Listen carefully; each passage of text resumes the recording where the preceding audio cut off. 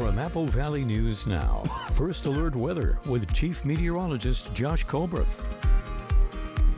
Welcome back to Good Morning Northwest. All right, let's go ahead and show you some of those rain chances that we'll have for tonight and then into the next handful of days after that. So we put this into motion with Futurecast radar. Dry for today, but into this evening, late into the evening, that's when we could maybe see some showers popping up in the Kittitas, Yakima valleys and also up into the Cascades. You can see into the very early morning, this band of rainfall looks like it's mostly going to be over the Cascades, and then by lunchtime, looks like all of us are dry, but there's that next little band of rainfall that could start to impact us, sort of looming on the domain of the page, but that's going to impact us as we head into Friday, Saturday, and beyond. We'll talk about that round in a second.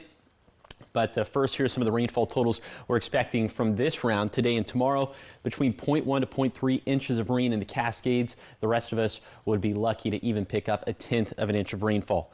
Okay, now let's show you Futurecast for Friday, Saturday, Sunday, and Monday.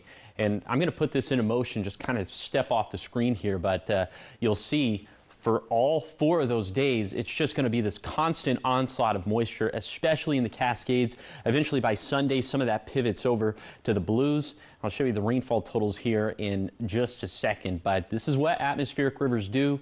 They just sort of bring moisture and they keep bringing moisture into the area. So that's what we're going to have for Friday, Saturday, Sunday, and Monday. Again, it will be an excellent time to download that Apple Valley News Now First Alert weather app. You can see those hour by hour and day by day precip chances for your exact home address.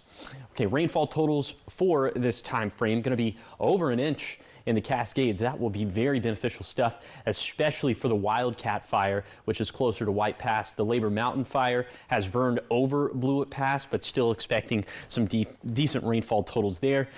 For the foothills, we're thinking 0.1 to 0.3 inches and maybe a little bit more for the highest terrain of the Blue Mountains. So that takes us through Monday, trending drier by Tuesday.